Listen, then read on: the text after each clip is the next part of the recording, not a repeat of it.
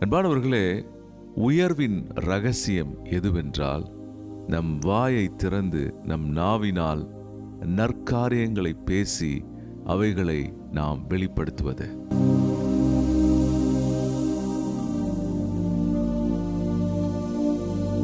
உங்கள் வாழ்க்கை முன்னேற்றத்தை அடையும். உங்கள் வாழ்க்கை திருப்புமுனைகளை சந்திக்கும். உங்கள் வாழ்க்கை நன்மைக்கு ஏதுவான காரியங்களை சந்திக்க போகிறது. உங்கள் வாழ்க்கையில நீங்கள் மாற்றங்களை பார்க்க போகிறீங்க. உங்க வாழ்க்கையில புதிய காரியங்களை நீங்க செய்ய போறீங்க. உங்க வாழ்க்கையில புதிய காரியங்களை சந்திக்க போகிறீங்க. அவருடைய நாமத்தை நீங்கள் நம்புகிறபடினால், கர்த்தர் உங்களை கைவிடாமல் உங்களை மேன்மையாக வைப்பார்.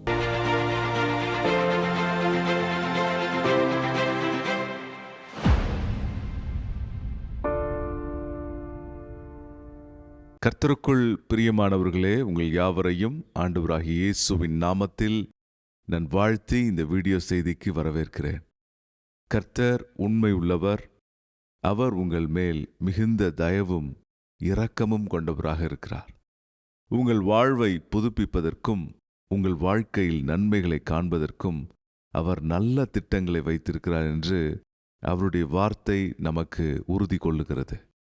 அன்பானவர்களே, உங்கள் மேல் அவர் வைத்திருக்கிற நினைவுகள் நன்மைக்கு ஏதுவானவைகள்.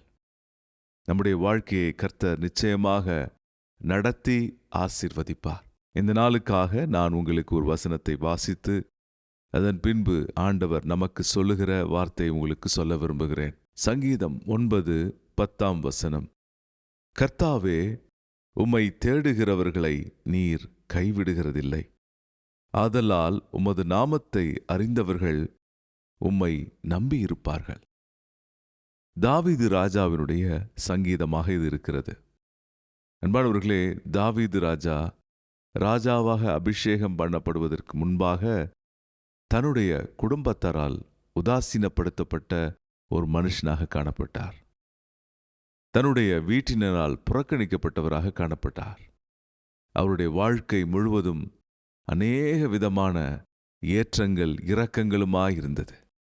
ஆனால் தாவீது ராஜாவிடத்தில் அவர் ராஜாவாவதற்கு முன்பும் சரி, ராஜாவான பின்பும் சரி, சில நல்ல உண்மையான குணங்கள் காணப்பட்டது. இந்த சங்கீதத்தை நீங்கள் 10 வாசித்து நான் ஆரம்பிக்கிறேன். ஆனால் 1-2 வசனங்களை நீங்கள் வாசிப்பீர்கள் என்றால் தாவீது ராஜாவுடைய அந்த ஆட்டிடியூடை நீங்கள் புரிஞ்சு கொள்ள முடியும். அவர் எப்படி ஆரம்பிக்கிறார் என்பதை நான் உங்களுக்கு வாசிக்கிறேன். கர்த்தாவே, என் முழு இருதயத்தோடும் உம்மை துதிப்பேன். உம்முடைய அதிசயங்களை எல்லாம் விவரிப்பேன். அவர் ஆரம்பிக்கும் பொழுதே தன் உள்ளத்திலிருந்து தேவனை நோக்கி பாடலை பாடி ஆண்டவரை நோக்கி புகழ்ந்து பேசுகிறார். அன்பானவர்களே, உயர்வின் ரகசியம் எதுவென்றால், நம் வாயை திறந்து நம் நாவினால் நற்காரியங்களை பேசி அவைகளை நாம் வெளிப்படுத்துவது. இன்றைய உலகத்திலே அநேகர் தங்கள் வாய்க்கு வந்ததை பேசுகிறதும் அவைகளால் அந்த வார்த்தைகளினால் வசைபாடுகிறதுமாக இருக்கிறார்கள். தாவீது ஆனால் சொல்லுகிறார், என் முழு இருதயத்தோடு உம்மை துதிப்பேன். உங்கள் முழு இருதயத்தோடு ஆண்டவரை துதியுங்கள். உங்கள் முழு மனதோடு அவரை போற்றி பாடுங்கள். அல்லேலூயா. கர்த்தர் உங்களை ஆசீர்வதிப்பார்.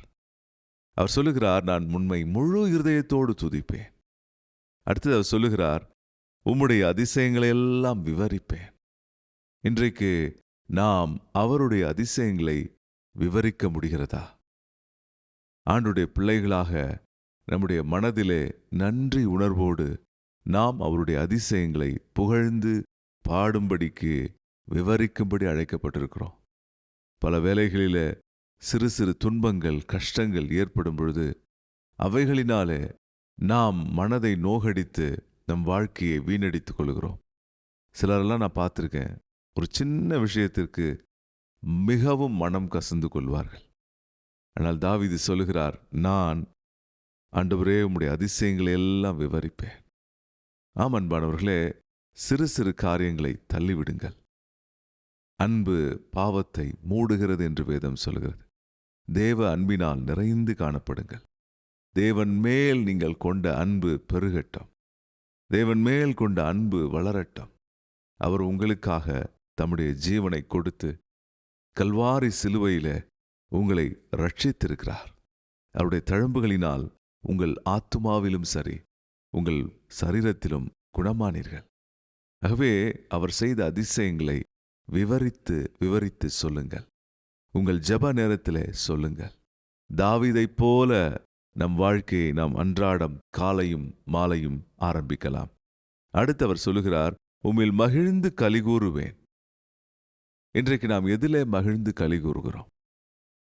பொன்னிலா, ஆடையிலா, காஸ்மெட்டிக்ஸ்லா, அல்லது புதிய புதிய பொருட்களை வாங்குகிறதுலா, அல்லது வேற ஏதாவது சில அடிக்ஷன்ஸ்ல நாம மகிழ்ந்து கலிகூறுகிறோமா?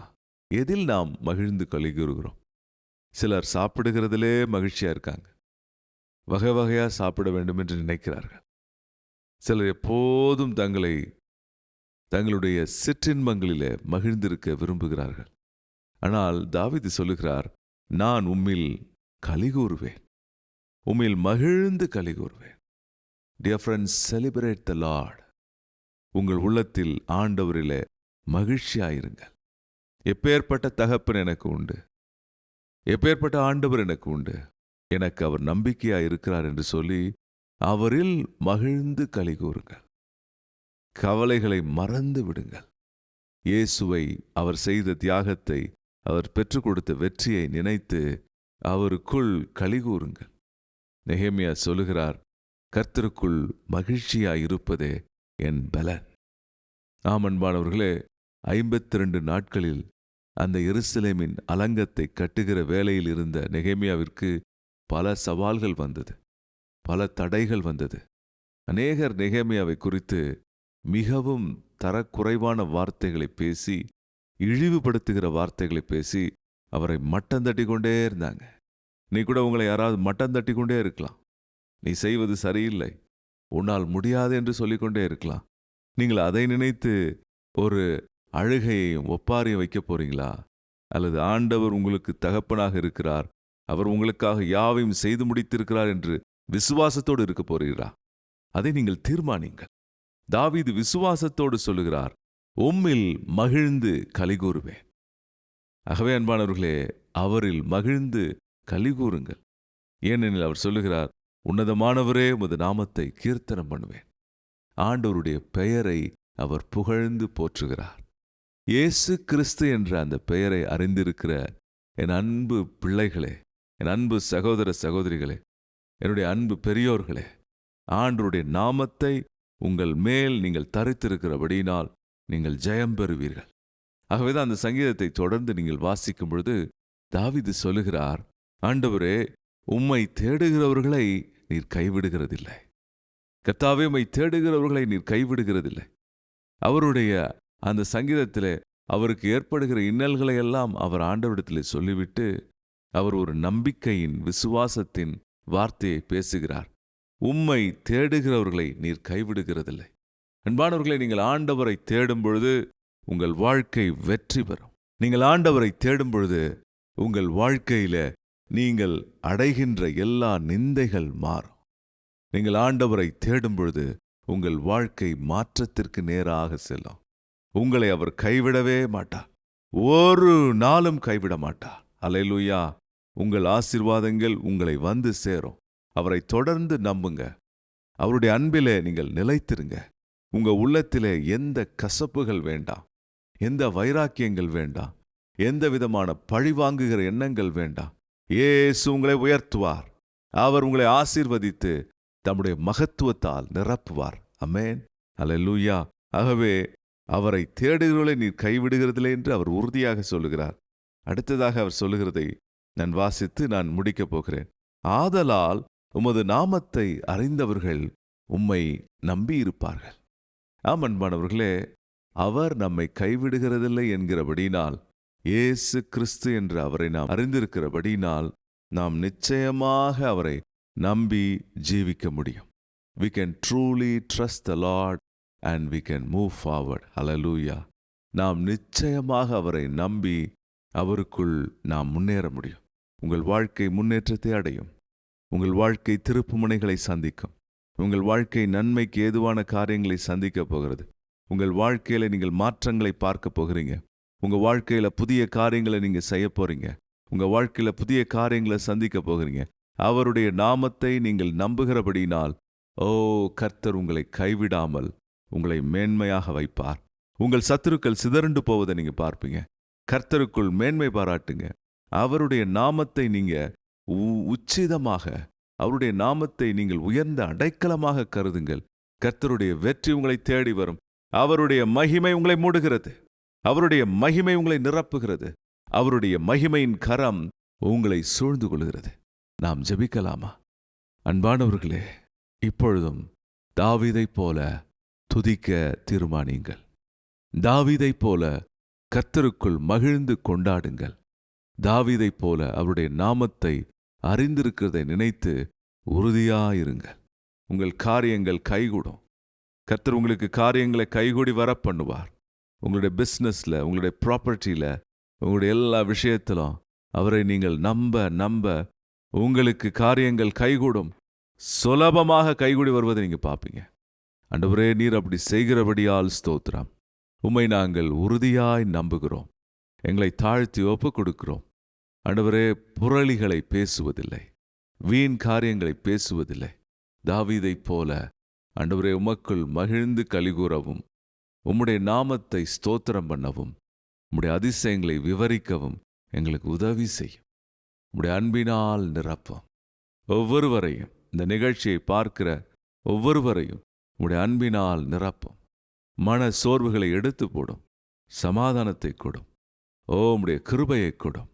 உம்முடைய உயர்வை காணும்படி செய்தருளும். இயேசுவின் நாமத்தில் ஜெபிக்கிறோம் பிதாவே, ஆமென். அன்பானவர்களே, தைரியமாக இருங்கள். கர்த்தருக்குள் மேன்மை பாராட்டி அவரை துதியுங்கள். நீங்க அவரை நம்புறபடினால நிச்சயமாய் நீங்கள் அசைக்கப்படுவதில்லை. கர்த்தர் சொன்னவைகளை விசுவாசிங்க. இந்த விசுவாசத்தில் காலையும் மாலையும் தொடர்ந்து முன்னேறுங்கள். கர்த்தர் உங்களை ஆசீர்வதிப்பார். இந்த செய்தி உங்களுக்கு பிரயோஜனமாக இருந்திருக்கும் என்று நம்புகிறேன். இந்த செய்தியை நீங்கள் தொடர்ந்து பாருங்க. இந்த சேனலை சப்ஸ்கிரைப் பண்ணலாம், சப்ஸ்கிரைப் பண்ணுங்க. உங்கள் நண்பர்களுக்கும் உங்களுக்கு பிரியமானவர்களுக்கும் இதை பகிர்ந்து கொள்ளும்படி நான் அன்போடு வேண்டுகிறேன். கர்த்தர் உங்களை ஆசீர்வதித்து காப்பாராக. ஆமென்.